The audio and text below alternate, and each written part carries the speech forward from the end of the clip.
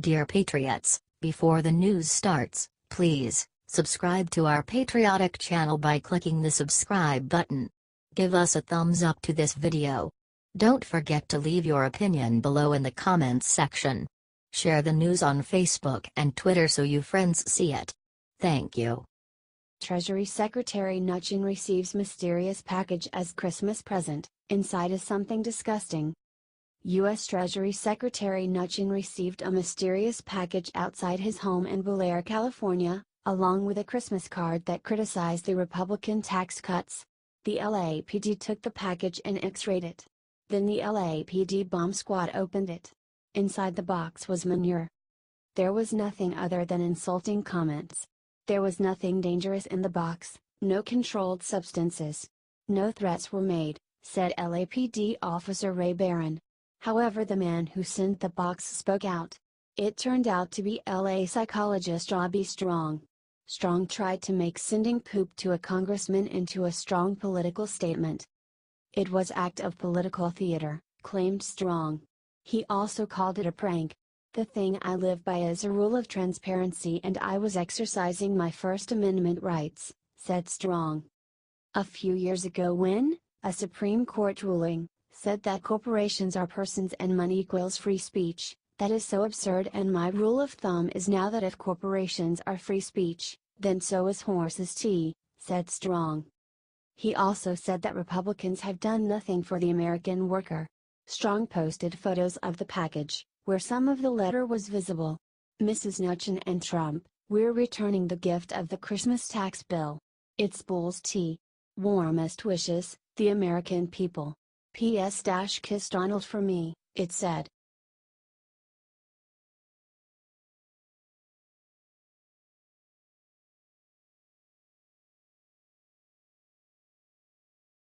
The professors say Trump's love for Christmas makes him just like the Nazis.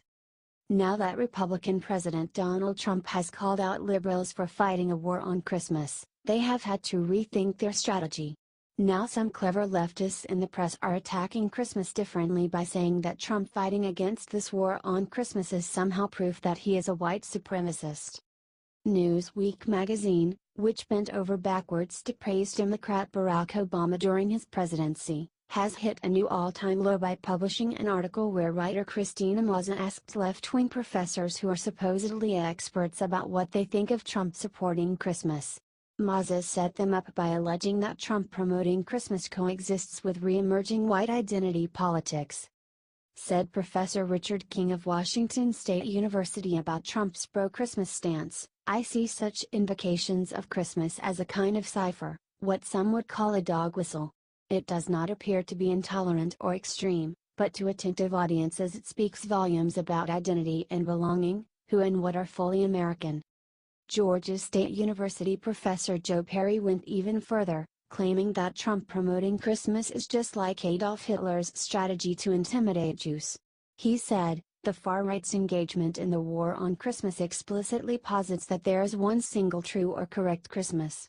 The holiday's true nature is somehow under threat from outsiders and liberals who act as forces of degradation, multiculturalism and secularization. Added sociology professor Randy Blazak, committed white nationalists love Trump's Bring Back Christmas campaign almost as much as evangelicals. His followers see this as gospel and a rebuking of multiculturalism and political correctness, and the growing influence of Jews, Muslims, atheists and other non-WASPs.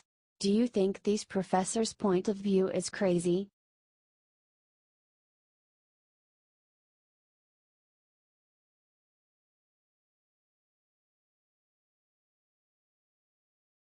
Pope Francis makes shocking statement about Trump's Jerusalem decision during Christmas sermon.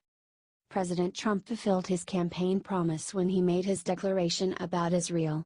Obama and Bush had made similar promises but failed to follow through. Now that Trump has accomplished this mission, the mainstream media is suddenly against it. They are worried about the Muslims who will have their feelings hurt. The media has even gotten to the Pope, who brought up Jerusalem during his Christmas sermon.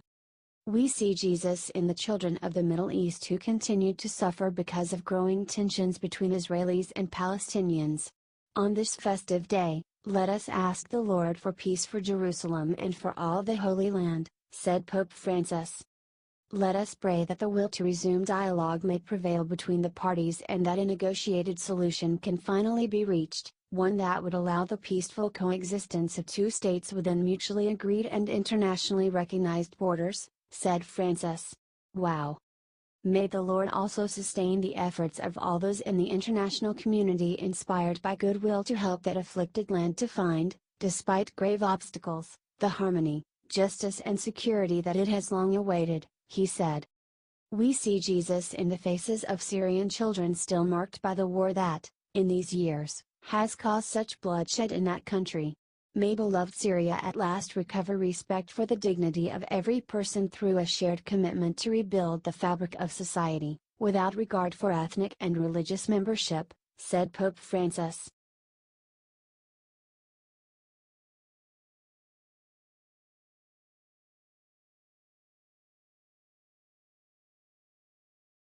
Bernie Sanders admits Trump's tax cuts are a very good thing, then tries to insult him anyway. President Trump's new tax plan is going to save the American people millions of dollars. 80% of people will see their taxes go down considerably, and only 5% will see an increase of over $10. Liberals are trying to make this seem like only rich people and corporations are being helped. Bill Kristol even called it creepy that corporations were giving more money to their employees as a result of the tax break. However, when you look at the facts, even Bernie Sanders was forced to admit that the tax cuts were a very good thing for the middle class. But he had some caveats. "That's why we should have made the tax breaks for the middle class permanent. But what the Republicans did is made the tax breaks for corporations permanent, the tax breaks for the middle class temporary," claims Sanders. Meanwhile, at the end of 10 years, well over 80 million Americans are paying more in taxes. 13 million Americans, as a result of this legislation, lose their health insurance, said Sanders. Health premiums are going up. You've got a $1.4 trillion deficit as a result of this bill. And Paul Ryan is going around saying, "Oh, we have to offset that deficit by cutting Social Security, Medicare, and Medicaid."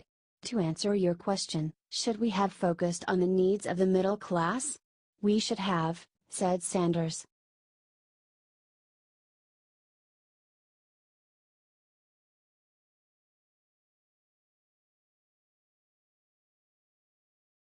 Jeff Flake says he might have to run in 2020 to stop Trump from being crushed by Elizabeth Warren.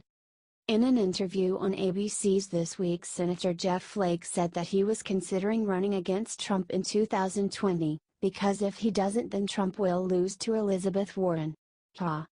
I do worry that in the future we'll be faced with a President Trump running for re-election on one side, drilling down hard on a diminishing base, and on the other side, you might have, someone like Bernie Sanders, or Elizabeth Warren on the far left, of the Democratic Party.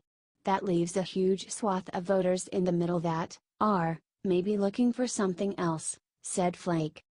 But you are open to running for president in 2020? Asked interviewer Jonathan Karl. I don't rule anything out, but it's not in my plans, said Flake.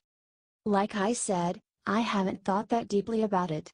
But I do believe if the president is running for re-election, if he continues on the path that he's on, that's gonna leave a huge swath of voters looking for something else, he said.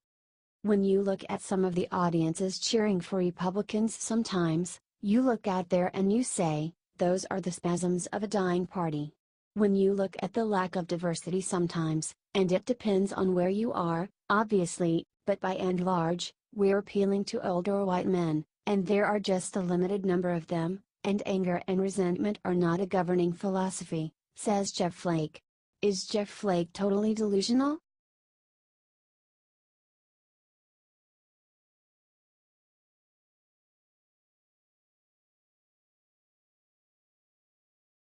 Woman who spoke up against NBC's Matt Lauer exposes shocking way liberals tried to bully her into silence. Addie Collinzine, Matt Lauer's former assistant, wrote an article about the unpleasant affair she had with Matt Lauer when she was 24 years old. NBC's Matt Lauer is one of the many liberals in the media who have been fired over their treatment of women. Now Zenon is exposing the awful things being said about her for coming forward. The situation really took its toll on me.